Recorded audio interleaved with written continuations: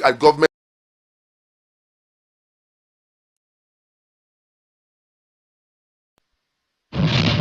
And I assure you, Mr. Chairman. So, what is wrong with northern protesters waving Russian flag during the protest? What is wrong with it? They call it End Bad Governance Protest. And then they are waving northern flags. And we hear that the Nigerian army is saying it is treason, or some people are saying it's treason. Treason according to which law? You all know fundamentally that where there is no law, there is no sin. When there is no law, there is no offense. When there is no law, there is no crime. According to which law? Is it a crime? Or is there something wrong with these protesters waving Russian flag in their protest? According to which law? Which law prohibits any Nigerian from waving the flag of any other country? Are you saying that, oh, if it had been the American flag, it should have been wrong, it should have been, if it had been a French flag, it should have been wrong, or Israeli flag, it should have been wrong, or even South African flag, it should have been wrong? Is that what we're saying? What is wrong with them waving the Russian flag? I really like to know. If there's a law against it, educate us, point us to the law. We would like to know. But to just come out and just give a dog a bad name so that you can hang it, it won't fly. The hunger in the land, the suffering in the land is far too much for people to ignore. Now, I know that it is not possible for the people I see in those protests in the north, the people waving these Russian flags. I don't think it is possible for them to actually be aware of the implications of their action. I'm not sure they do. I'm not sure they are. But definitely, it is definitely obvious that some people in the north understand something. And what is that thing that they understand? They understand the cause of their problems. Insecurity has ravaged the north for quite some time now. Their farmers can't go to farm. Definitely, their cattle are being rustled, even when they do their nomadic herding. Their minerals, their uranium, their gold, their cobalt, their lithium, their californium, they are being looted from their grounds, and they are not getting the benefit of those minerals. And you don't think they know where the problem is coming from? Their farmers can't farm. Food self-sufficiency is being destroyed. Food security is being destroyed. And you think they don't know where that is coming from? And they don't know who is potentially a solution to them? You think they don't know? If you think so, then you're just playing the ostrich. You're burying your head in the sand, not knowing your nyash is out in the open. Why is it that they cannot go to farm in peace? Why is it that farmers have to pay bandits taxes? Government is taxing on one side, bandits are taxing on one side, terrorists are taxing on one side, kidnappers are taxing on one side. The north is under siege today. And you think they don't know where their problems come from? In 2014, 2015, just before the 2015 election, at the height of Boko Haram activities in this country, they took over 27 local government areas in Borno. In the height of it, Jonathan cried to Obama and the US Congress for weapons to fight Boko Haram. What happened? Obama refused. The US Congress refused. The UK refused. EU, European Union, Germany, they refused. Why? They were citing a report of human rights violation by Amnesty International in Borno against Boko Haram.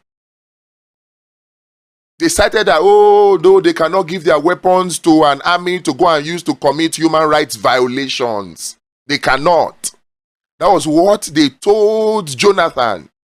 Then in 2014, 2015, and they refused to give him weapons. They refused. Yet, they are arming Israel now. That's to show you their double standards. But let's move on. Out of frustration, oh, Jonathan almost cried. In fact, not almost cried. When you heard him talk then, you will know that the man was crying within. The West showed him pepper. A legitimate government that cannot get weapons from the West, who claim they are your allies to fight insecurity, to fight terrorists in your country. He could not understand it. He was not crying, he was even dying within. Many people don't understand why he said, I will not let the blood of any Nigerian go for my ambition. He just stepped aside because he saw the handwriting on the wall. Out of frustration, he decided to go to black market in order to restore peace in the north, so that their farmers can farm, so they can get the benefit of their mineral resources. Jonathan decided to do black market weapons purchase. And that was when we heard about, some people at NIA had arrangement with a pastor with private jet, they put dollar in, they got to South Africa, and the same West used their Interpol connection, international police, Interpol, to ground the plane in South Africa, frustrating the effort of Nigeria as a legitimate sovereign country to get weapons to defeat insecurity. Where? In the north.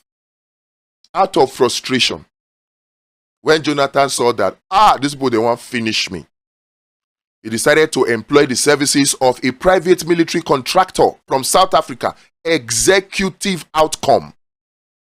Executive Outcome. Executive Outcome. You know, South Africa is in close proximity with Russia. So where do you think Executive Outcome got their weapons from? Russia. So in a way, it was Russia that helped. Because Executive Outcome, when they took the job, they came and they did a fantastic job. In fact, if you remember, some of you might have forgotten, elections could not hold in Borno because of the activities of Boko Haram. 27 local governments flying their flags. They had to shift it for like 6 weeks and allow time for Executive Outcome to do their job. And they did a good job. I think by the end of that 6 weeks, they had pushed Boko Haram out of the over 27 local governments, and they were just remaining in 4 or 5 local governments. There was relative peace. INEC was able to conduct their elections, and somehow the West got what they wanted. Buhari won. And the Executive Outcome continued to do their job. They continued to decimate Boko Haram until May 29th, when Buhari was sworn in.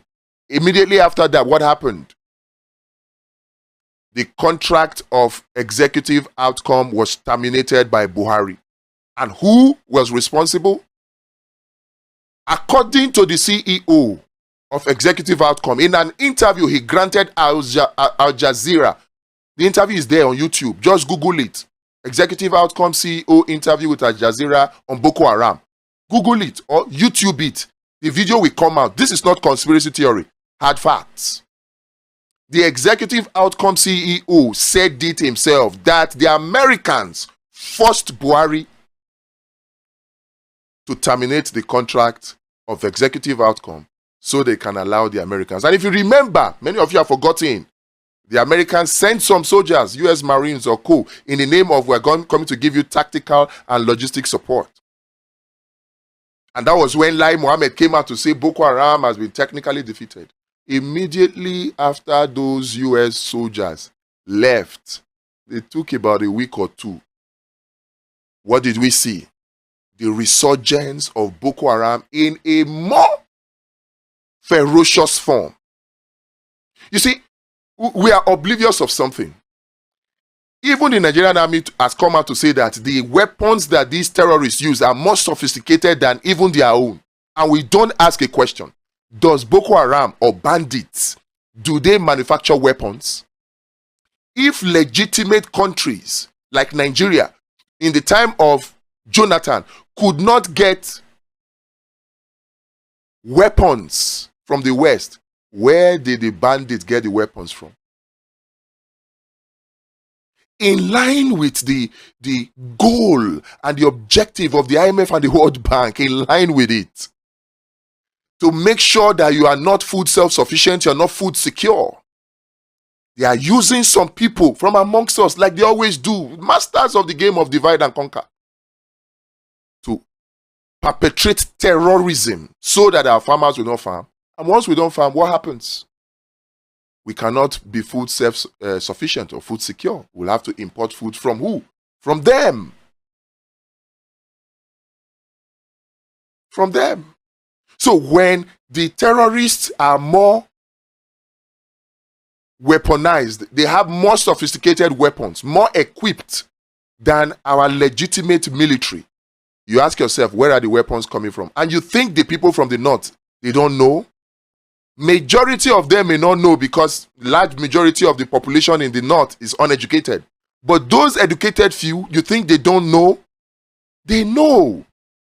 And obviously they are the ones that have fed this protesting crowd this information. So what is wrong with them asking for a savior? And by the way, can the people ask Russia to come? Because some of you are saying, misinformed people are saying, oh, they are calling on Russia, they are calling on... The people do not have the power to invite Russia to come. They don't. Because you are citing what happened in Niger, what happened in Senegal, what happened in Mali, what happened in Burkina Faso. The people can only say what they want to say. The only people who have the power to invite Russia to come is the government. Only Tinubu and his administration can invite Russia to come. So the people can only understand what is going on and vent their anger. What is wrong with that? You say they flew flag. You are arresting innocent Taylor that saw an opportunity that don't even know the meaning of the flag. He was given a contract, he sold flag, and you are arresting him. You know, it's becoming very, very clear that somehow this Tinubu administration, as with other administrations, are aware, or they are the main sponsor of these terrorists.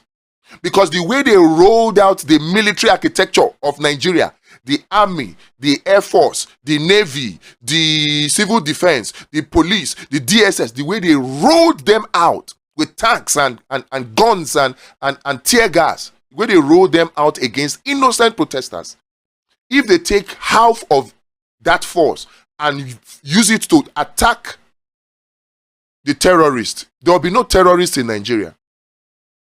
But they don't do it. But when it comes to innocent civilians, their power will come out. So tell me, why won't they request? Why won't they protest? And what is wrong with them flying Russian flag? What has the West ever done for Nigeria if not to ensure that we continue to remain poor?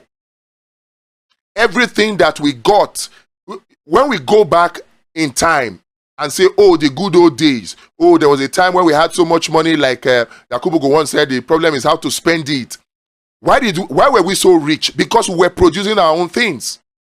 We had the Anamcos, the Lelands, we have truck manufacturing companies, car manufacturing companies in Nigeria, textile manufacturing companies in Nigeria, cable manufacturing companies in Nigeria, Michelin, Dunlop, tire manufacturing companies in Nigeria, rubber manufacturing companies in Nigeria, coal, everything we had, our refineries were working. Everything was working, so there were jobs. But what happened? The West came and made sure they destroyed everything through structural adjustment program. Destroyed everything. They call it globalization. Unknown to those leaders, they don't know that the playbook of the IMF and World Bank is privatization and globalization.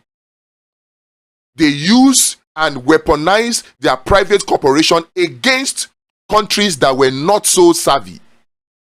So the likes of Shell and Ajib and all this, they are more powerful than even Nigeria right now in Nigeria.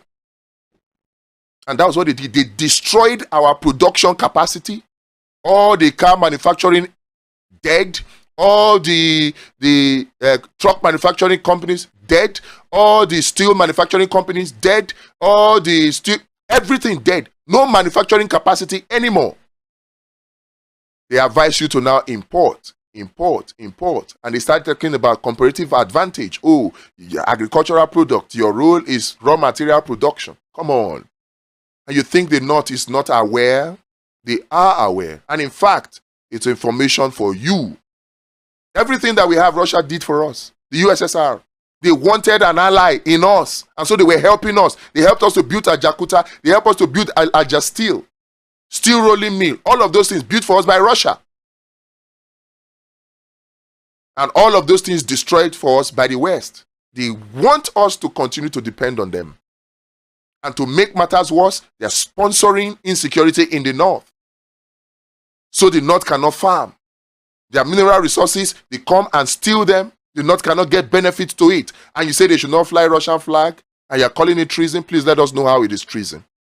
Nigerians, it's time for us to shine our eyes. We need to break free from this modern day slavery that we are in. We need to break free. This end governance protest, it is a symbol.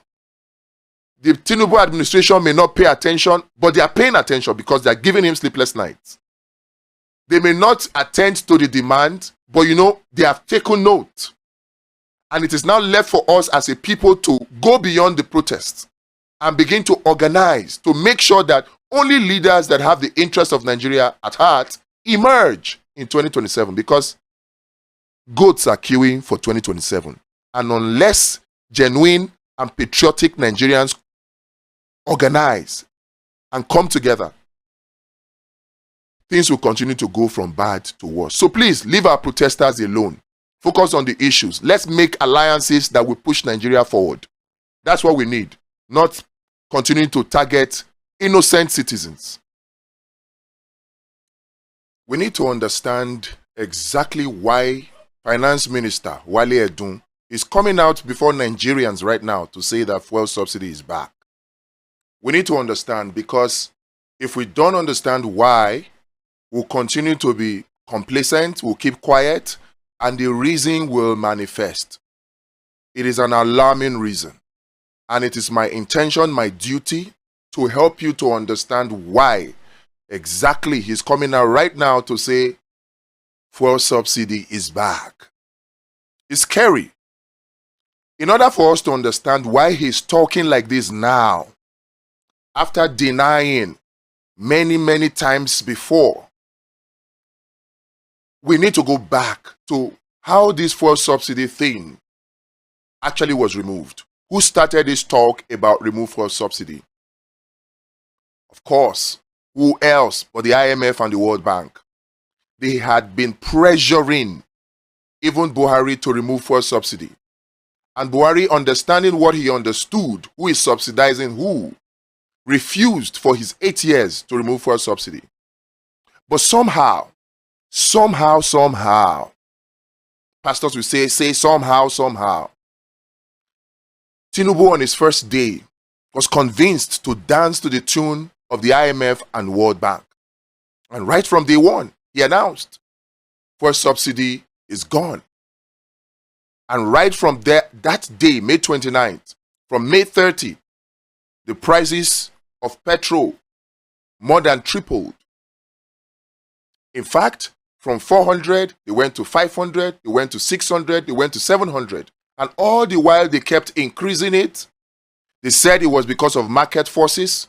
It was because of the devaluation of the naira, the floating of the naira. They said it was because, now the price is finding its ground. Now guess what? After removing that fuel subsidy on May 29, 2023, and after about 6 months, the IMF comes back to say that no, the fuel subsidy that we removed, the increase that we saw in the pump price of fuel, no, the fuel subsidy is back. Fuel subsidy is back. The government did not waste time, but to deny it. They denied it. January, they denied it. February 2024, they kept denying it. Until people like El Rufai came out to say, no, fuel subsidy is back. Former governors here and there kept saying fuel subsidy is back. So-called oil and gas experts started dancing to the tune of the IMF and the World Bank, and they kept saying fuel subsidy is back. But the same finance minister, the NNPC, and the federal government, they kept insisting, no fuel subsidy. Fuel subsidy is gone. Obasanjo then joins to say fuel subsidy is back. And then the end bad governance protest starts. to say, in fact, the subsidy you said you removed before, bring it back. Restore the price of fuel back to 195 naira per liter. And then all of a sudden, the finance minister comes now to agree that, oh yes, sorry, we were wrong before. We know we removed fuel subsidy before, and we know the IMF says it has come back, and we know we denied it before, but now we have come to accept that actually it is true.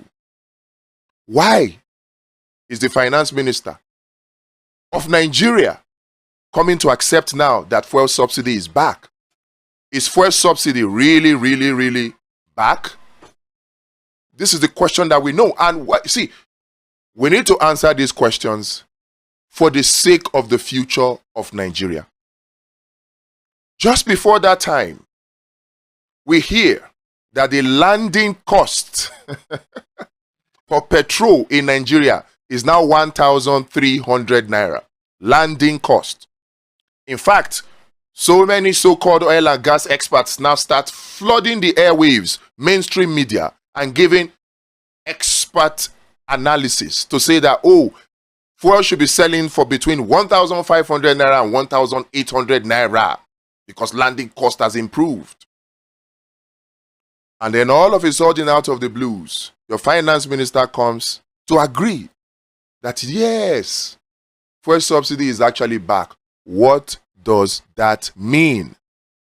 It means that they are planning to increase the pump price of petrol to between 1,500 naira and 1,800 naira. That's what they are planning. So if you keep quiet now, the way they have always rammed their policy on Nigerians is the way they will ram this one again. And you know, they are very good at knowing who to pay to shut them up. So nobody will do anything like they did to the protests. So if you keep quiet, you are signing your own warrant, sentence to more difficult life in this country that we call Nigeria. That's the plan. But look, why should we believe the finance minister? The finance minister that says that, oh, fuel subsidy is back. Oh, we are going to pay 5.4 trillion naira. Over 5.4 trillion naira. What am I even saying? For fuel subsidy in 2024 alone. Already, if you calculate it, what Buhari paid first half of 2023 and what the finance minister is saying Tinubu paid in second half of 2023, that's almost 8 trillion, 4.2 plus 3.6 trillion for 2023. Who is receiving all these trillions? Who is the marketer that is receiving this fuel subsidy payments? They're not coming out to tell you. They're not coming out to tell me. They just come and they just give us lamba. Oh, we are paying 5.4 trillion. Okay, fine. Let's even accept that you are right. Tell us, Mr. Finance Minister, who are you paying that 5.4 trillion to? Give us a list of names. Who submitted the invoice? Give us a list of names. And tell us who you are paying them to. And then we will now lecture you. Because apparently it appears you don't know. Because we know you don't know what goes on in the NNPC. So it's like they are running circles around you. They are just giving you lamba. They are telling you stories. And you will not do your due diligence to verify the stories they are telling you. Because if you did, you would know that NNPC does not pay a dime in cash to get refined petrol products into the country. You would know. But you don't know. If you knew, you would know that NNPC engages in selling Nigeria's crude oil in international black market. And so it goes off the record in partnership with their joint venture partners.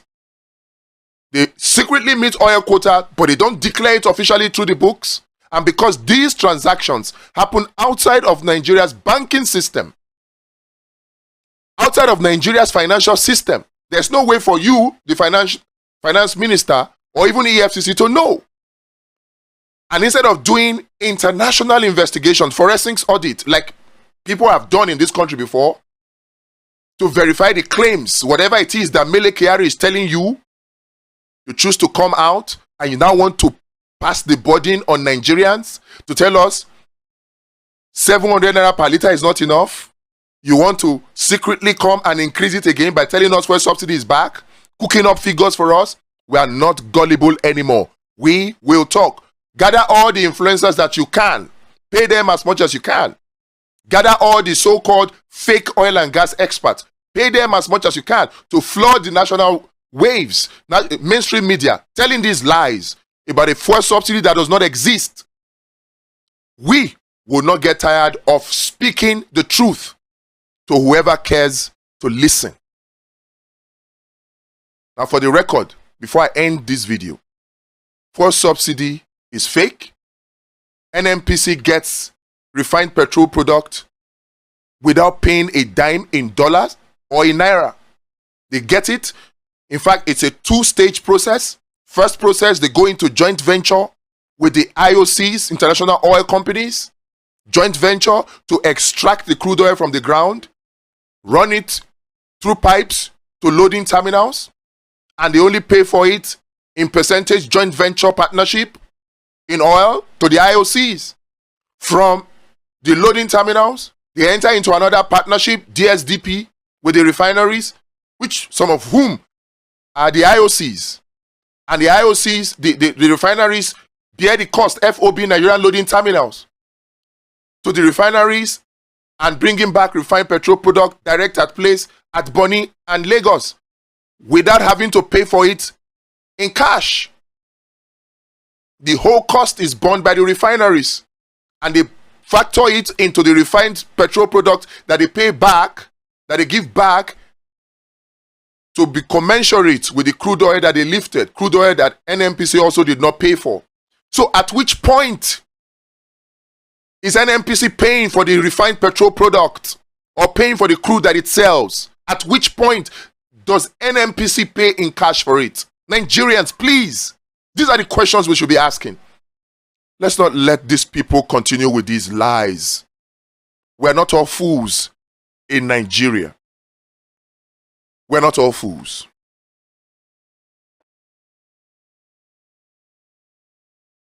If anybody is serious about fixing Nigeria, then that person must take a look at the problem correctly first before applying any solution. Right now, what we find is that a lot of persons come up with solutions without first properly understanding what the problem is. If you ask any typical Nigerian right now that what is the problem of Nigeria? Let me even ask you, what do you think is the problem of Nigeria? I'm sure your answers will vary, but majority or a good number of the people will say corruption, and in fact, a lot more persons will say bad leadership. And when you say bad leadership, their minds very quickly go to political leaders. In fact, the word would be politicians. Oh, if the politicians would do the right thing, if the politicians would give us a new constitution, if the politicians would devolve power, devolution of power, if the politicians will restructure Nigeria, if the politicians will give us good electricity, if the politicians, everything from the way we see it right now revolves around politicians, politicians, politicians. In short, around political leadership. So when we say the problem of Nigeria is leadership, what people readily look at or what their minds readily go to is political leadership. All the problems of Nigeria can be put at the feet of political leaders. That is the way we look at the problem of Nigeria right now. And so long as anybody, it doesn't matter who that person is, looks at Nigeria from this perspective, from the angle of political leadership, we will always apply the wrong solutions and solutions that will not work. So if anyone is serious about fixing Nigeria, they have to first of all take a step back and look at the problem again. Is it really about bad leadership and corruption? Because when we talk about corruption, our minds very quickly go to bad leaders, political leaders. Is it really only about political leaders? The answer to that is a no. And that is what this channel will be dedicated to correcting in the next few videos. The question is this: if we are to take a second look at the problem of Nigeria, what are the areas that we should be looking at? Instead of focusing all our attention on one aspect, one section, one category of the Nigerian state, of the Nigerian life, which is political leadership or politics, are there other sectors that we should pay attention to? The answer is yes. Instead of just focusing all the attention on politics, we need to consider 6 other areas or 6 other categories or 6 other sectors in addition to politics for us to correctly diagnose the problem of Nigeria and then to go on to correctly proffer the right solution. What are these 6 other areas? Apart from politics, you have number 1, tradition. Number 2, religion. Number 3, education. Number 4, sports. Number 5, entertainment. Number 6, media. All of these 6 different sectors, in addition to the 7th one, which is politics, have their gatekeepers that we can call their leaders. So we can say political leaders or political leadership, traditional leadership, traditional rulers, religious leaders, pastors and imams and babalawus and whatever, sports leadership, entertainment leadership that you can collectively say are celebrities, media leadership, mainstream media, educational leadership. All of these 7 categories of leadership contribute to the bad leadership that Nigeria has. And all of the 7 sectors of that I just mentioned contribute to the bad situation that we have in Nigeria today. The corruption, the decadence, and everything, all of them contribute to it. So is it possible to fix Nigeria by focusing on any one of these 7 categories or 7 areas? The simple answer to that is no, because they are all connected. There is a connection between politics and tradition and tribes. There's a connection between politics and religion. There's a connection between politics and education. There's a connection between politics and entertainment, connection between politics and sports, connection between politics and media, connection between politics and everything. So all of the 6 other categories are connected with politics. In fact, let's think about it now. Is it possible for our politicians, the political leaders, to be corrupt without the help of traditional leaders? It is not. Political leaders can only be corrupt so far as they have the contribution of the traditional leaders. And how do traditional leaders contribute? They help to keep the people distracted and they help to keep the people divided. Because what do traditional leaders do? They focus on their tradition.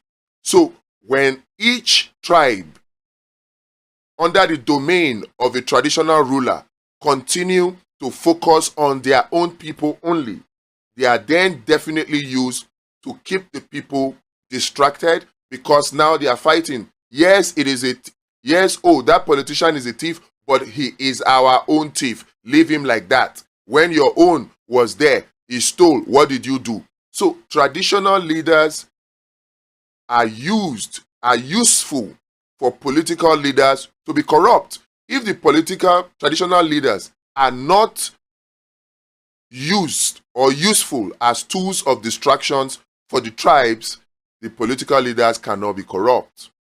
That's number one. Number two, the political leaders cannot be corrupt without the help of the religious leaders. If the religious leaders are not used to divide the people, Muslim against Christians, Christian against traditional worshippers, and to distract the people so that they are looking and trusting to God, trusting in God for what the politicians are supposed to provide. They are looking to God and praying for car, looking to God and praying for house, looking to God and praying for health, looking to God and praying for food, looking to God and praying for jobs. If the religious leaders do not keep the people distracted by making them look up to God for these things that the political leaders representing government are supposed to provide, the political leaders cannot be corrupt. Because if the religious leaders turn the attention of the people to focus on the political leaders, to say, stop praying to God for car, stop praying to God for food, stop praying to God for wife or husband, stop praying to God for house, stop praying to God for money. Look at your politicians. That is their primary responsibility, welfare and security of the people. If the religious leaders say that to the people and they focus on the political leaders cannot continue to be corrupt. So the political leaders need the religious leaders to keep the people distracted, looking to God instead of looking to the political leaders. They need the religious leaders to keep the people divided. So Muslims can be fighting Christians, Christians can be fighting traditional worshippers and all that. So while they are distracted and divided, political leaders can continue to be corrupt. And then if you look at it the other way around, the religious leaders need the political leaders to be corrupt. Because if the political leaders are not corrupt, representing government well, doing the right things, providing food, providing jobs, providing security, providing employment, solving hunger problem, providing jobs, people will not go to the religious leaders to be praying to God, and the religious leaders will not make money. So there is an interrelationship, an interdependence between the political leaders and the religious leaders. So you cannot have political leaders that are corrupt without having religious leaders that are compromised. They are vice versa. That's two.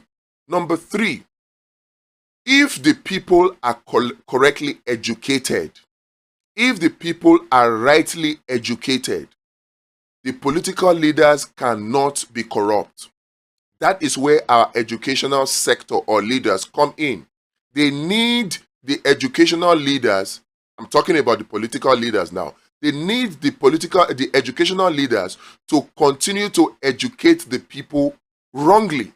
So rather than educate the people with functional knowledge, functional education that will help them to eke out a living for themselves, that will help them to become useful members of the society, so that they can see that the political leaders are not doing the right thing, the educational leaders are filling the heads of the people with useless education, pursuit of certificate, giving them hope that after 20 years of pursuing certificate and acquiring that certificate, they can get a job. Meanwhile, the jobs are not there. They are not giving them functional education that will help them to take the raw materials around them, the resources around them, and manipulate those resources to end products for the betterment of their society. No, they are not looking at it like that. Rather, they are teaching the people, they are educating the people in a way and manner that their minds are focused on running away out of the shores of this country to seek greener pastures somewhere else. So long as the people continue to get that kind of education, what do you think will happen? They will be distracted. They will be thinking of Japa. They will think of relocating out of the country after they get their certificate that they spent 20 years pursuing, spend tens of millions of naira pursuing.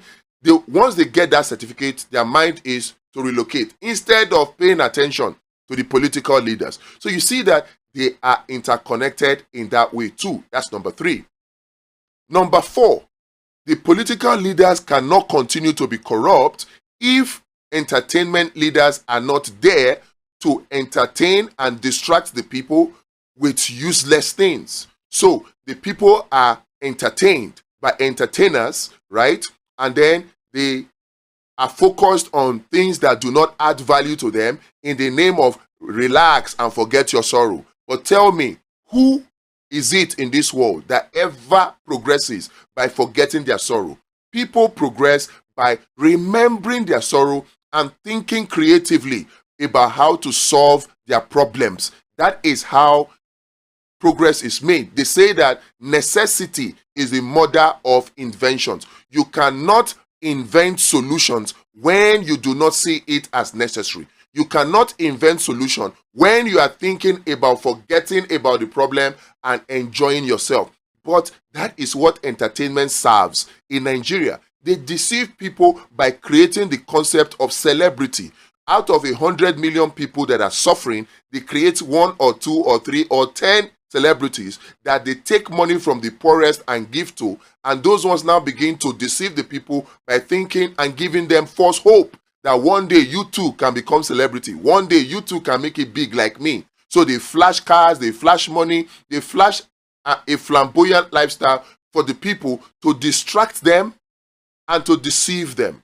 That's the use of entertainment. So long as the entertainment leaders are doing a good job of providing quality entertainment to the people will not bother about the bad leadership of the political leaders. They will not. That's why you have the likes of a Big Brother Naija. Once they come out, people forget about the corruption of the politician. In fact, they will tell you that, let Nigeria fix itself. For now, they want to focus on this entertainment or on that entertainment. So you will see that entertainment leaders provide very quality service to the political leaders by way of entertainment distraction. Entertainment distraction. The political leaders cannot continue to be corrupt or provide bad governance if the entertainment leaders are not there. And if the political leaders are doing the right thing and providing the jobs, the people will not be there to be distracted. So you see, they are interconnected once again. As it is with entertainment, so it is with sport. In fact, sport is used to keep the people distracted, to give them hope. Rather than look at government to provide jobs, people now see sport as a source of job. So they train their children to become footballer, to become swimmer, to become gymnast, and they spend long amount of time, years, training their children to achieve this in the hopes that one day they will become the next Ronaldo or the next Messi. They'll be playing in Europe and get any big money so that they can get their family out of poverty. Meanwhile, while all that is happening, they don't pay attention to the corruption of the political leaders. So you see that they need the sports too. And then the last one that we'll mention here, which is the 6th part, is the media. The media is supposed to be a medium of mass information, informing the people of the things they need to do to be useful to themselves. If there is a policy of government, the media is supposed to provide that information to the people and help the people to take advantage of that information. But is that what you find in the media today? No. Today, the media is useful for distracting the people. So you find out that what trends are the useless information that do not add any value to the people. In fact, rather than holding the political leaders accountable to provide the services and the services they are supposed to provide, the people are distracted by enjoying the fight amongst the political leaders. So they take sides with the political leaders that are fighting each other, and they are happy to be discussing the fight of the political leaders without paying attention to what the political leaders are supposed to do. These are all connected. So if you look at it critically, you will find out that you cannot really say you want to fix Nigeria without looking holistically at all of these 7 areas. And that is why on this channel, Refresh Nigeria, we are dedicated at opening the eyes of Nigerians to how all of these 7 areas collectively contribute to the poor state of Nigeria today. So all of them exist to distract and to divide. So for us to solve the leadership problem that is not only political leadership, the leadership across all of these sectors, political leadership, traditional leadership, religious leadership, educational leadership, sports leadership, entertainment leadership, and media leadership. All of the leaders across these sectors are all responsible for the problems that we are in. So for us to get out of the state we are in now, for us to correctly come up with solutions that will work, we need to consider all of them together. And that's why we say that for anybody who is serious about fixing Nigeria, to come up with the right solution for Nigeria, we must take a step back and take a look at the problem again and see that we cannot focus on only one of these 7 sectors. We have to focus on all of them together. So the question is, how do we focus on all of them together? We have to use a two-pronged approach. First of all, we have to approach the fact that we want to solve the leadership problem. And secondly, we have to approach the fact that we have to solve a followership problem. Because you cannot have leadership problem without having followership problem. And you cannot have followership problem without having leadership problem. All of these 7 areas exist so that the people can be divided and distracted. And once the people are divided and distracted, then they constitute a followership problem. And so the leadership problem would then have a conducive environment to thrive. This is why we need to apply this two-pronged approach. On this channel, we are committed to solving both. Now, to solve the leadership problem in Nigeria, what do we need to do? We need to look at the leadership recruitment process. And the leadership recruitment process, because at the heart of it, every of the other 6 areas are directly connected to the political leadership.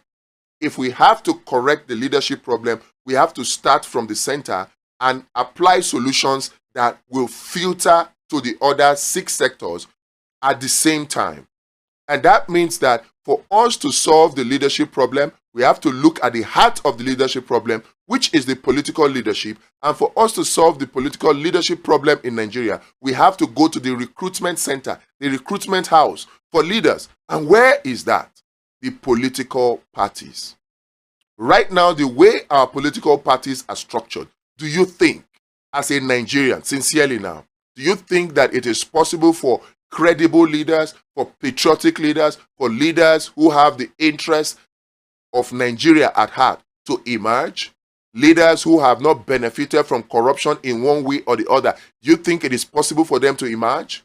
When you have a party like the Labour Party in a state like Edo charging the gubernatorial aspirants 30 million for nomination forms, do you think that any Nigerian who struggled, who suffered legitimately to earn his living and then was able to get 30 million naira or 100 million naira, do you think that that Nigerian in his right mind will come out to take 30 million out of that his money to put it into a political party to buy nomination form? Do you think so? He will not, because he will consider that for him to put that 30 million there, he is not guaranteed of even getting the ticket. That's one. And then even if he gets the ticket, he has to spend between 500 million to 1 billion naira to run the campaigns. And even at that, if he has the money to spend that he got legitimately and he spends it on the campaign, the chances that he wins is slim to 0. Do you think any right-thinking person would take his 500 million naira or 1 billion naira and invest it in that kind of investment? No right-thinking person would do that. So that is why you see that with the way our political parties are structured right now, only people with hidden crooked minds, only people who have benefited from corruption in one way or the other, only those people can come up and become candidates. Only those people can be thrown up. So long as those people are thrown up, the people will be disenchanted. They will just look at it that, what's the difference between 6 and half a dozen? What is the difference between the devil and the deep blue sea? They will now throw their hands up in despair and say, oh, our political system is not working. And then the cycle of bad governance will continue.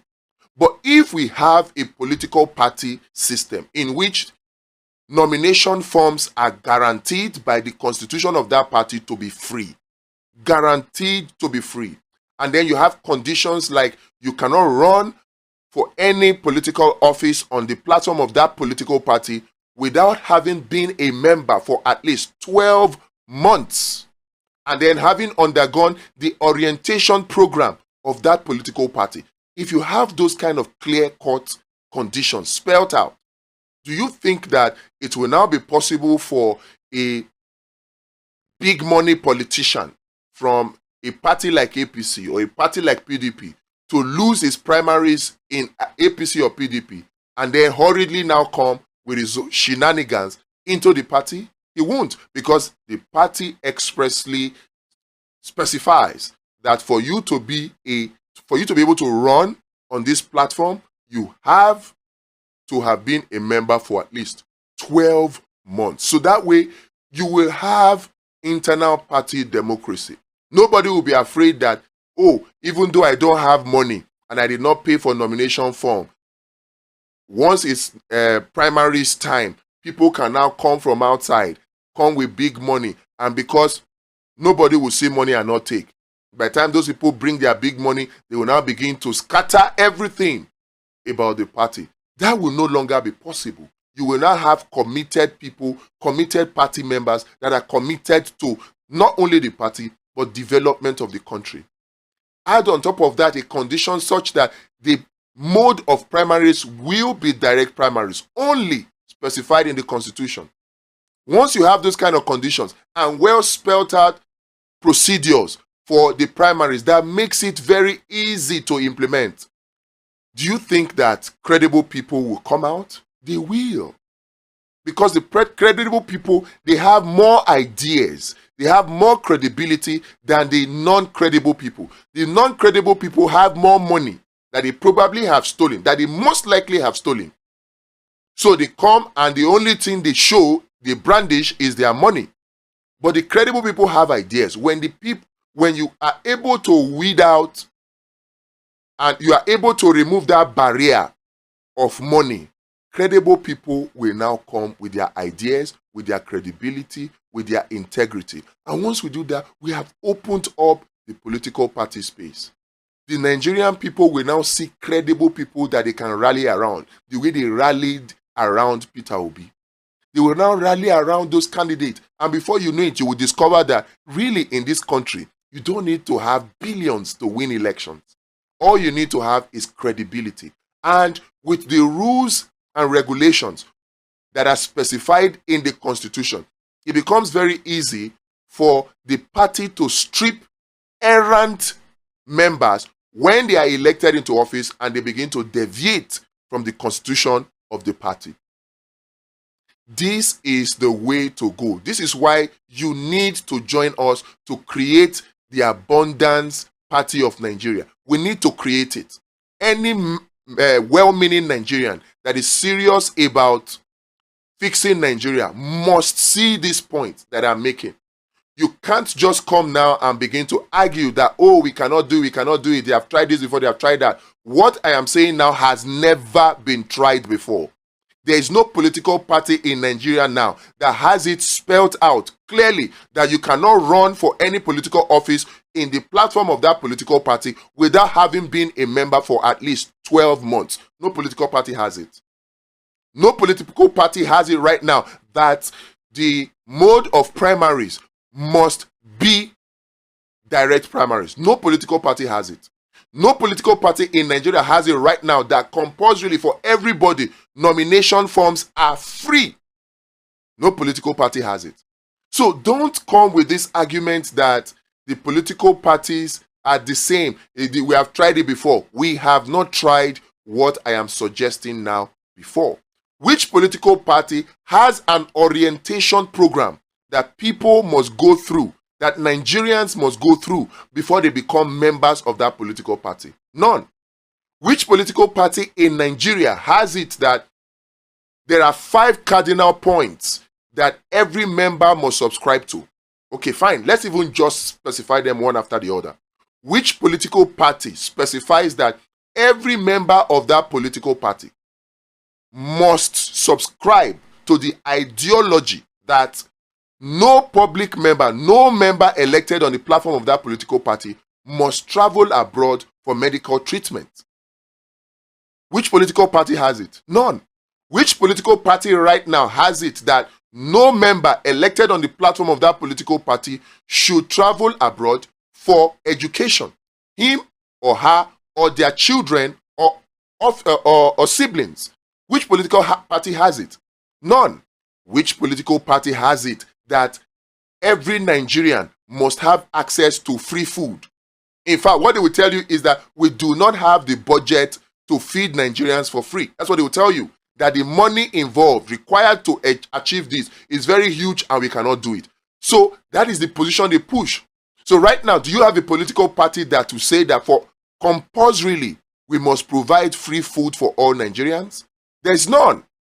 Which political party embraces the approach to create jobs for all Nigerians through agriculture? Which political party? None.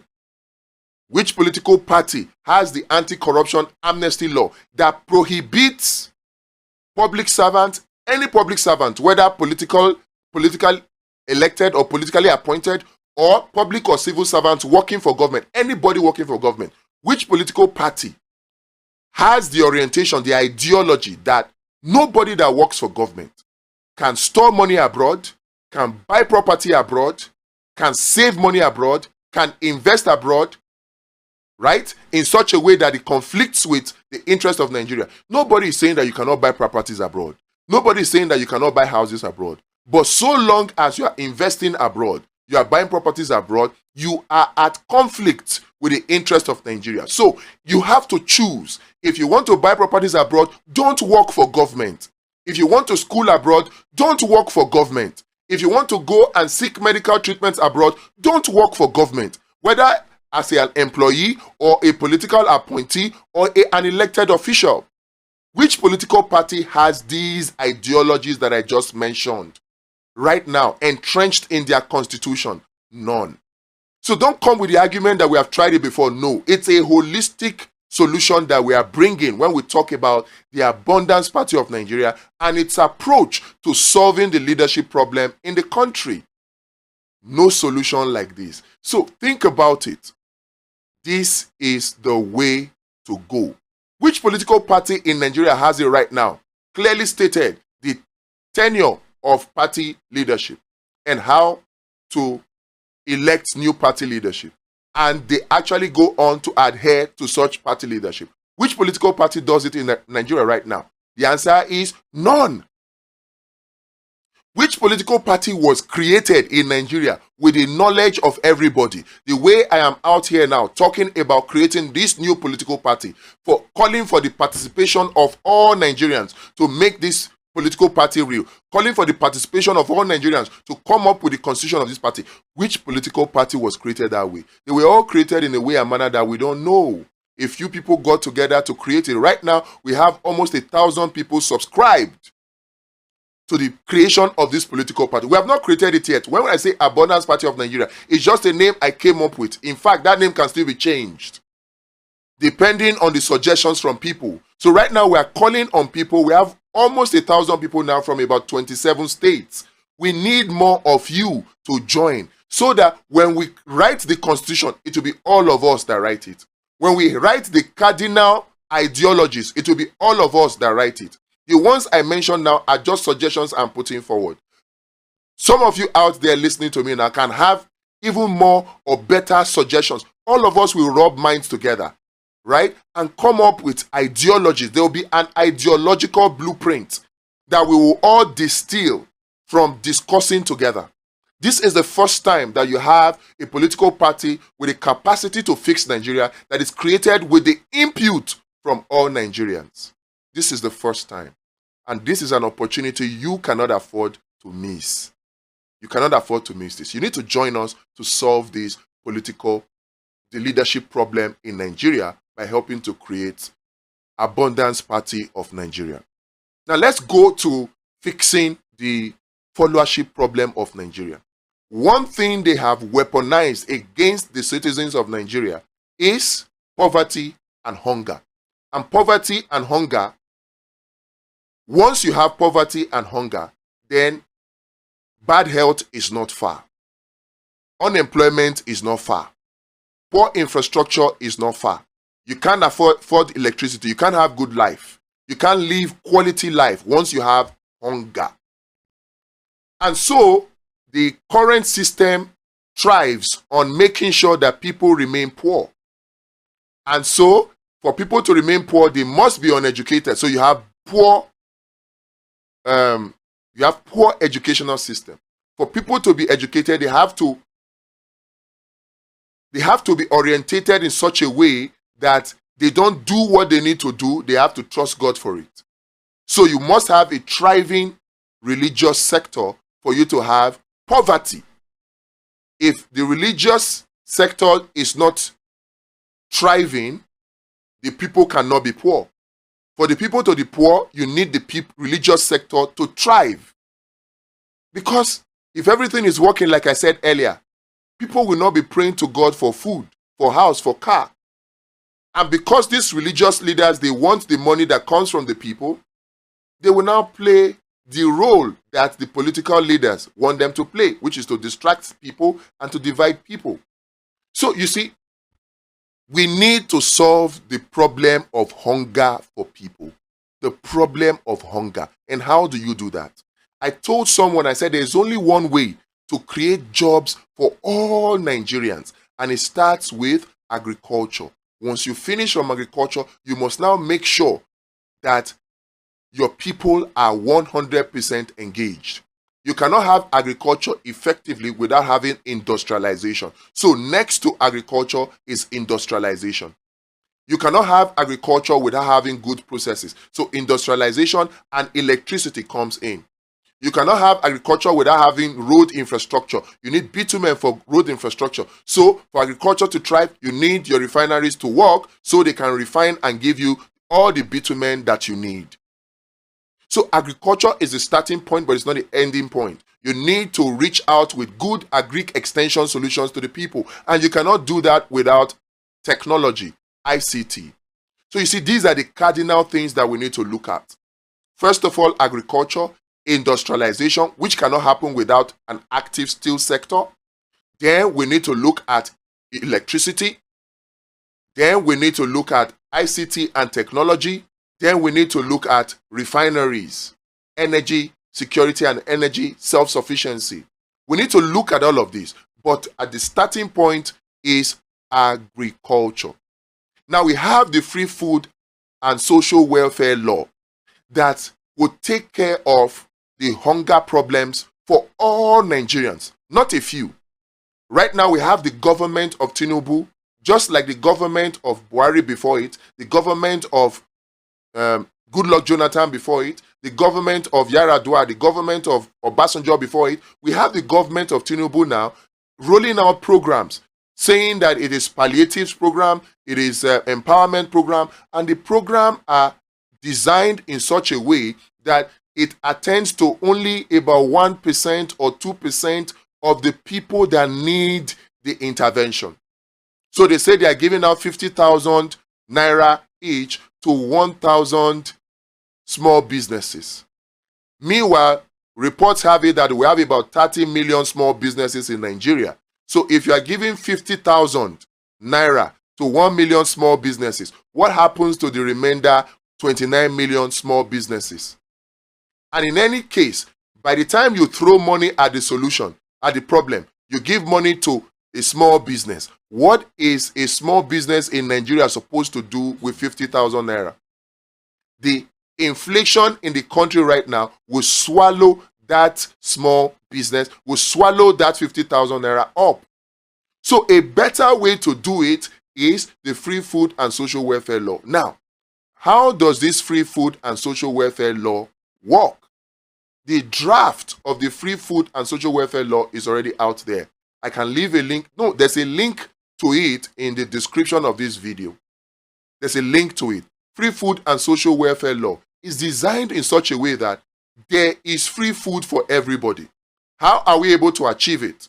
Is there budget for it? Do we have the money to fund it? Because every time we mentioned this Free Food and Social Welfare Law, the first thing that people scream is, where will we get the money to do it?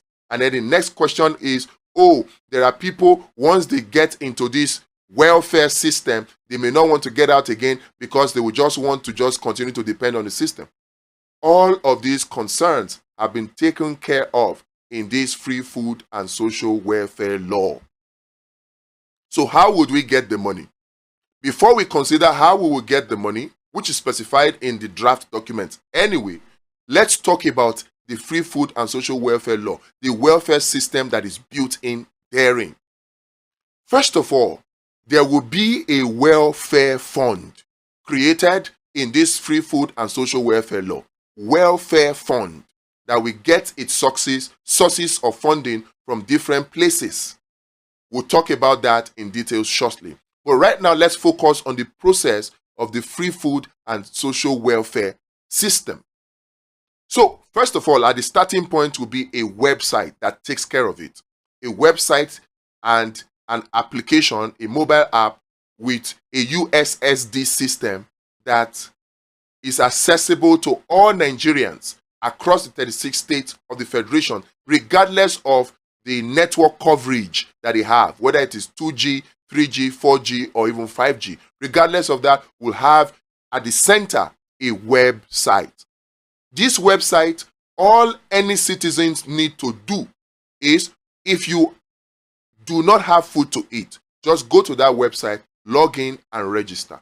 What do you need to register? Your BVN, your NIN, and your bank account details.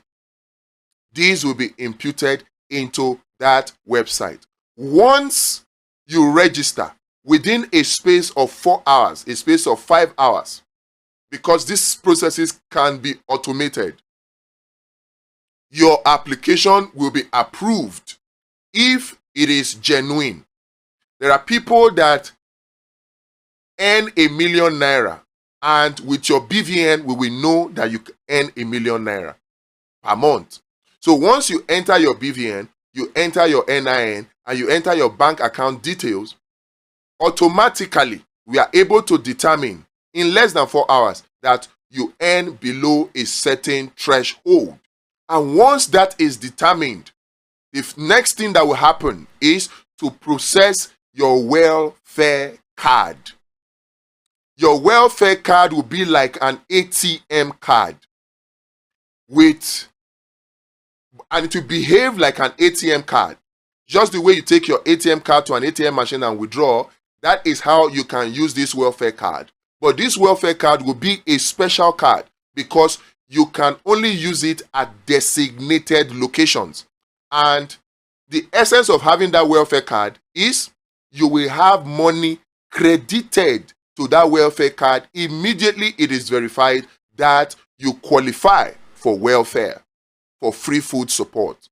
So you'll be given money in that card, welfare card. Every Nigerian will have access to the welfare card. Anybody who feels they need food support, they need food assistance, will have access to that welfare card. And once they register on the website in step 1 and their information is verified, their qualification is verified, the next step is to give them the welfare card. And then step 3 will now be loading money into that welfare card. You put money into that welfare card for them. It can be 10,000 naira a month. It can be 20,000 naira a month. In fact, it can be maybe 1,000 naira daily, so that you take it, that welfare card, to places where you can get food. And the essence of having that welfare card and not just putting the money into people's existing account is so that the welfare card can only be used to buy food from designated locations. And what are those designated locations? Locations where farmers bring their products from the farm to sell. Locations where the government buys products, excess product from the farmers and puts in those locations. And those locations can easily be set up using existing churches, using existing mosques, using existing food bank centers, food bank in quote, using existing community centers, using existing, those can easily be set up. And then they take those cards to those centers to buy. That is the essence of having the welfare card. You put money inside that welfare card. They can't use that money to go and buy Igbo. They can't use that money to go and drink alcohol. They can't use that money to go and carry Olosho. They can't use that money to go and buy expensive jewelry. They can't use that money to go and buy clothes. They can't use that money for anything else but just food. That is why the welfare card is very, very important. Now, these 3 steps that I just described helps to get everybody access to food. Now, how do you ensure that this process or program is sustainable? Once somebody's name is captured in that welfare system, then the next stage of employing everybody will now kick in. And that is to get them to involve or engage in agriculture. And the agriculture that the Free Food and Social Welfare Law suggests is not the agriculture that you have now. It's not agriculture where every investment that is made into agriculture is money that goes to creating more unemployment here and shipping our jobs out of the country. The agriculture we're talking about is homegrown agriculture solutions that will ensure that whatever investment we make into such agricultural products remain within Nigeria, and those monies do not fly away to Japan or China or Germany or UK or America or Russia for tractors, for instance, or for fertilizers. The agricultural solution will be holistic such that 90% of it is homegrown and it remains within Nigeria. So we'll create agric zones, agriculture zones. You can have a zone for fish farming in different local government. You can have a zone for poultry farming in different local government. You can have a zone for cattle farming, for livestock farming in different zones, in different local governments, in different states. You can have a zone for cassava farming. You have different zones. And rather than give money to individuals to go and operate poultry farm, where each of those individuals will now be spending money on electricity separately, spending money on buying their cages separately, spending money on buying feed separately, you provide these services as a central service in those agric zones. You provide it. So all you need to do is call people. What are you interested in farming? Are you interested in farming fishes? Okay, look at this fish pond. Go to so location. You find several fish ponds there. Register your name and they will give you a particular fish pond. They will give you a certain number of fingerlings and then you have access to a certain number of feed. Because all of these things, they are produced within Nigeria, it does not put pressure on the naira. So all the citizens need to do, they don't need to begin to worry about buying cage, placing order for cages for poultry, placing order for this, no. They don't need to worry for that. All of that will be taken care of centrally by government. All they just need to do is go and do the fishing.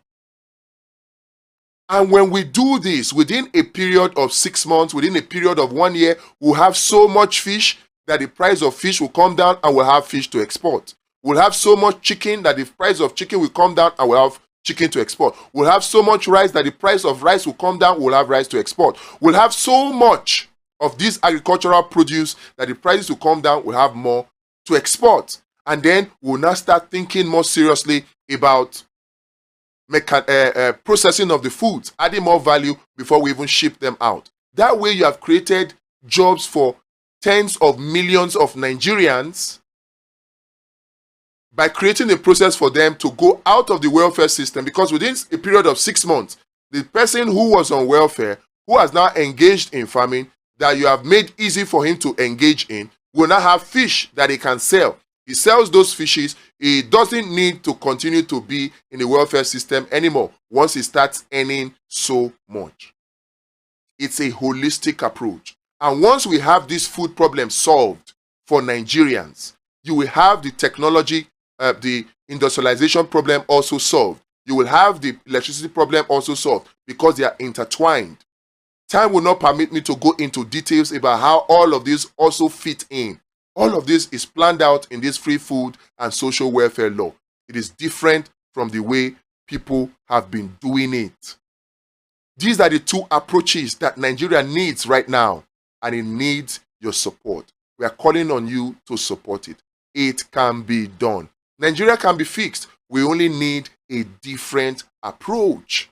Nigeria can be fixed. We only need a different approach. And the approach we need is the approach I am giving you right now. It's been a long video, but I am hoping that you are able to see the solutions that I'm trying to bring.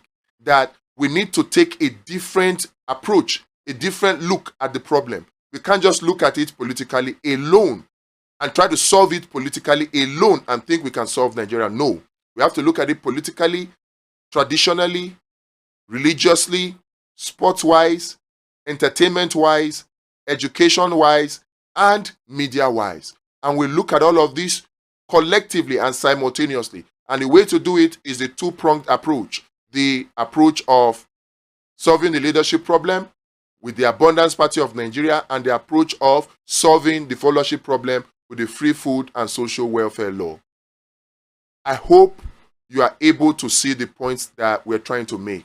If you have suggestions, which I know you have, if you have corrections you want to make, which I know that many of you will have, please don't hesitate to put it in the comment section.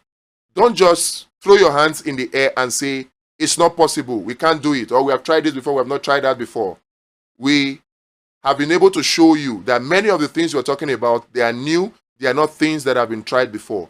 Even when you talk about the Green Revolution, even when you talk about the school to farm project of the Shagari and the Yakubu Gowon era, they are not like we are proposing right now. We need food self-sufficiency. We need food security. We need energy self-sufficiency. We need energy security. These can be guaranteed by the solutions that we're providing. This is what the enemies of Nigeria do not want. The IMF and the World Bank, they don't want it. So they cannot support a project like this. So they will do whatever they can to make sure that even videos like this don't get views. They will do whatever they can to make sure that videos like this don't get out to the people. They will try to dissuade you with all manner of arguments so that you don't buy into this kind of solution, because they know that it will work and it will free Nigerians from their jugular, from their stranglehold on the jugular of Nigeria. They know it. So I want to implore you, don't just throw your hands in the air and say, no, it cannot be done. It can be done. All we need is your support. So whatever suggestions you have, I encourage you, let us know. You can send us email, but don't forget, you must join Abundance Party of Nigeria. And then the link to the free food and social welfare law, a draft of it is in the description. Read through it. You can make contributions. You can correct sections of it. Just make sure that you are doing something. It's not only about what has Nigeria done for me, what has Nigeria done for me. What have you done for Nigeria? It is what you do for Nigeria that will multiply itself 7-fold, 10-fold, 1,000-fold, and come back to you. Before you think about what Nigeria can do for you, think about what you would do for Nigeria first. And it's not so hard. It will not cost you an arm and a leg. It will not cost you so much. But your reward will be 1,000-fold, I can guarantee you. You will not need to be praying for food anymore before you feed. You will not need to be praying for health anymore, because government will provide the health infrastructure. You will not need to be praying for jobs, because the jobs will be there. Everything will be working. Infrastructure will be there. Electricity will be there. The roads will be there.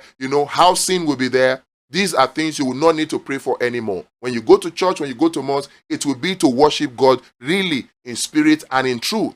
Not because you are looking for wife, or you are looking for car, or you are looking for anything. Because these are the primary responsibility of government.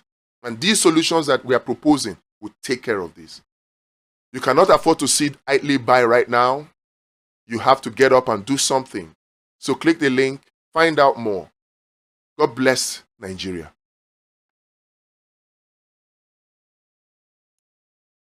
The finance minister has come again with his excuse, their normal excuse, their normal lines for increasing the pump price of petrol. You know, the normal excuse for paying fuel subsidy. They have come again. And it is what? It is smuggling. Hear what he's saying. We are not buying fuel for just Nigerians. Yes, we are not buying fuel for just Nigerians. Finance Minister Wale Edun says. Who are we buying fuel for? Let's hear what he has said. This he said in an interview with AIT. I'll try to bring back that interview sometime later. But right now, let us just focus on the issue, smuggling. He gives reason. He says because Nigeria imports fuel at a very high price and sells the same fuel at very cheap price, subsidized rate, which is cheaper than the price of fuel in Nigeria's surrounding neighbors, then that fuel is now smuggled out of Nigeria into neighboring countries. That is why the subsidy is back. That is why they must now do that program that is suggesting to Tinubu. And that is why you will soon hear that they want to increase the price to between 1,500 naira per liter and 1,800 naira per liter. You will soon hear it. Usually, when they want to start that kind of argument, they come with the argument of smuggling. They claimed that the price was cheaper. That was why they removed it May 29 last year and increased it to 700 now, 617 naira, so that it can be somewhat closer to the price of fuel in Nigeria's surrounding neighbors. And now they are coming to tell you that fuel subsidy is back and that they are smuggling the petrol again. What does that tell you as a Nigerian, a patriotic Nigerian, not those Nigerians that are benefiting from all these schemes? Those ones don't want all this corruption to end. They're enjoying it. I don't blame them. I will say to them, continue enjoying the dividends of your corruption. Continue driving your private jet, riding your private jet, continue staying in your luxury mansions, continue doing all that. I don't blame you.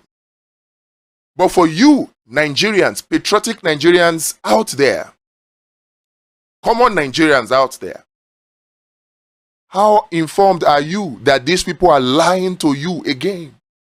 How informed are you that these people, they are laying the foundations with lies again so that they will come back and give you the reason why they must increase the pump price of petrol to 1,500 or 1,800 naira? They're laying the foundation work. That was how they started, by telling you they are smuggling Nigerian fuel out. And then they increased it in the name of we are removing fuel subsidy. After all the hardship that has put Nigerians through, coupled with the fact of the devaluation of the naira, electricity tariff hike, school fees hike, all manner of taxes on the road, thugs, and now tax collectors.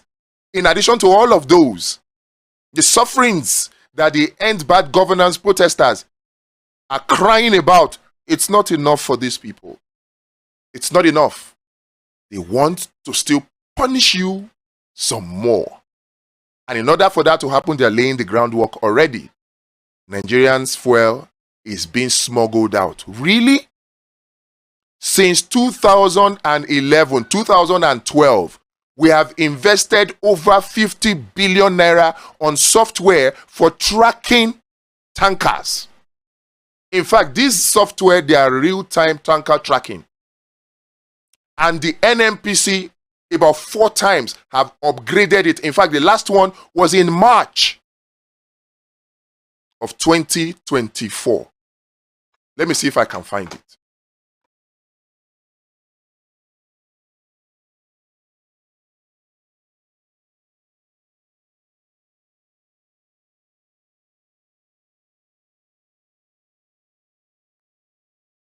I can't find it.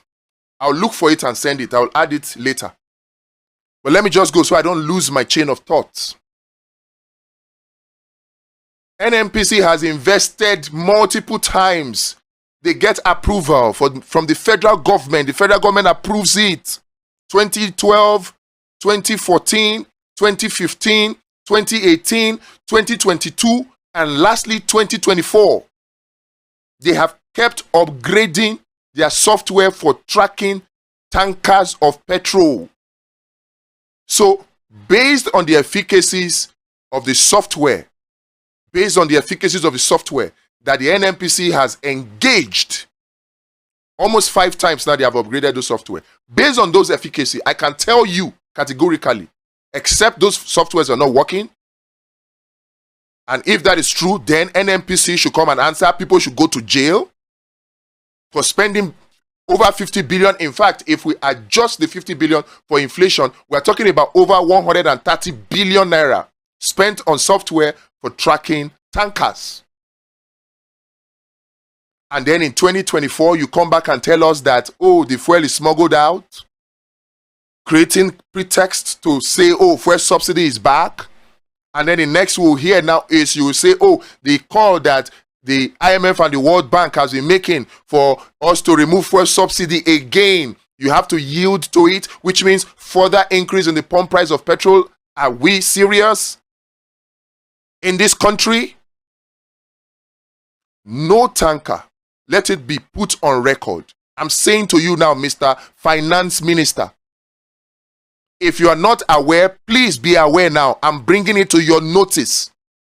The NNPC has invested billions of naira on tracking software. So they have the capability to know when one tanker smuggles fuel out of the country. So if you say that Nigeria's fuel is being smuggled out, if that were to be true, then hold NNPC responsible, because they know. No tanker can smuggle fuel out of Nigeria without NNPC's knowledge. They cannot. And I even say to you, Nigeria's fuel is not being smuggled out. Why? You claim that, let's even do some very quick things here now. Let's do some very quick things. You claim that Nigeria's oil is cheaper than our surroundings. Oh, because of the Sub-Saharan Africa thing, Nigeria's oil is cheaper. So it's being smuggled out to neighboring countries, being smuggled out to Cameroon, being smuggled out to Niger, to Mali, to Burkina Faso, to Guinea, to Ghana, to Benin Republic. That's your claim, because Nigeria's fuel is the cheapest. But look at globalpetrolprices.com. 5th August, as at 5th August, the price per liter of petrol in Libya is 3 cents. Not up to $1. 3 cents. The price per liter of petrol in Egypt, let me make it big. The price per liter of petrol in Egypt is 30 cents per liter. 30 cents per liter. The price per liter of petrol in Angola.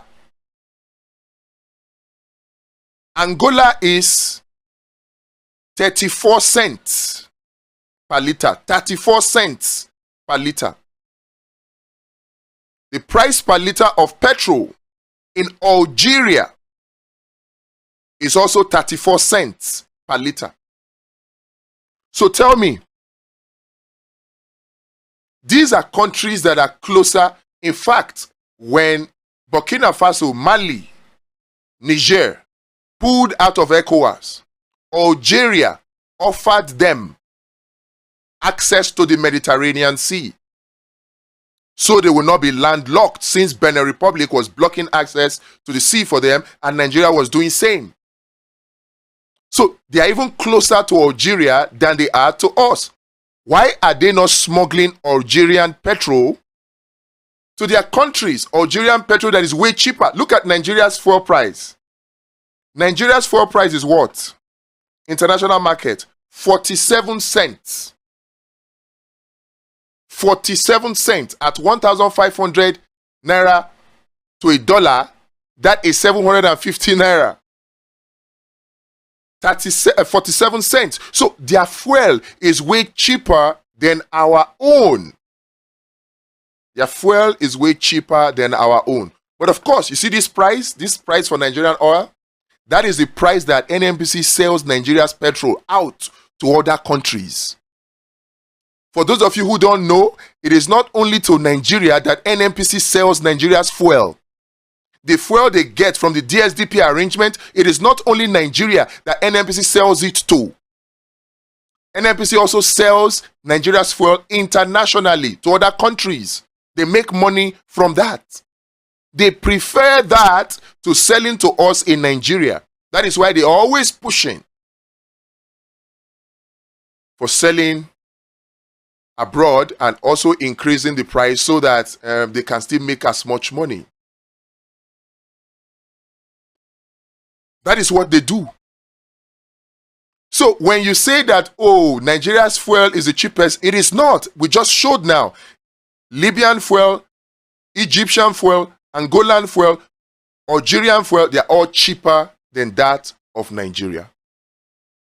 So where's the smuggling? If there is anybody that is smuggling Nigerian fuel, it is an official smuggling and it is the NNPC. Because no smuggling happens across the Nigerian border. No smuggling. Not when those software that NNPC has procured are in place. No smuggling happens across the border. None. Except NNPC is selling those fuel to other countries, which they do. So don't come and lay extra burden on Nigerians because you think that the fuel is being smuggled and you think that can be an excuse to say that is the reason why fuel subsidy is back, and then you now dance to the tune of the IMF who says you should remove fuel subsidy again, and then you now come back to say you want to increase the pump price of petrol again. Perish that thought. Nigerians will not take it. No excuse. NNPC does not pay a dime. NNPC does not pay a dime to receive refined petrol products into Nigeria. And in any case, Mr. Finance Minister, why are our refineries not working? Ask NNPC this question.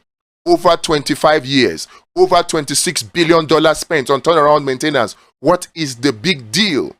Why our refineries will not work? These are the questions you'll be asking. Please, I want to beg you people for once. Forget about the IMF and the World Bank. You guys have gotten power. At least your names will go down into the history as political leaders in Nigeria. Use this opportunity to think for the people for once. Forget it. You already have the monies that you need for 100 lifetimes. You don't need more. Now is the time for you to begin to think on the behalf of the people. I beg you to do it. And all these excuses you're bringing, please don't bring them again. We already know they are lies. Except you're not willing to find out what NNPC is doing that you don't know about. NNPC is doing a whole lot. They're probably lying to you and you don't know it. Or you know it, you just decide to look the other way and also now come to lie to Nigerians. There's no need for any further increase in price of fuel. In fact, there's every need for you to revert the price of petrol back to 195 naira per liter, because NNPC can do it. They're not paying for refined petrol product that comes back to Nigeria. We cannot stress or hammer or buttress this enough. If you love the people, if you really want the people, the poor to breathe, then you will do this so that at least they will say good things about you. Not the sycophants, but the real people of Nigeria. And I assure you, Mr. Chairman, the NNPC Limited and our board of directors and our shareholders are faithful, loyal to this country. We do not lie to this country. And we do nothing to sabotage the economic interests of this country. As a matter of fact, NNPC is the economic interest of this country. And we understand this very, very perfectly. Just by the provisions of the law, and also, and I can share this with you, for me and my colleagues in the NNPC, even by conviction of faith, Mr. Chairman, we will do nothing. We believe there is eternal accountability, Mr. Chairman. Even if you don't unravel what is happening, we know that God knows. And that God will hold us accountable. And we're after no one. We are persecuting nobody. We are not criminals. We are not thieves. We are serving our country, and we believe very, very strongly that we're faithful, loyal to this country. Can you imagine that?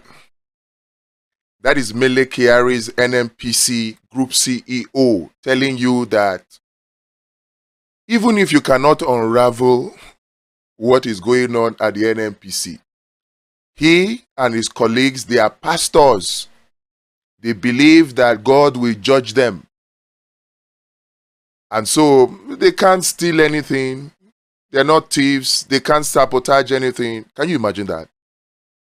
You know, for me, it's the arrogance. You know, he just sent very subtle messages to the Senate committee there. Very subtle message. He says, even if you cannot unravel what is going on at the NNPC.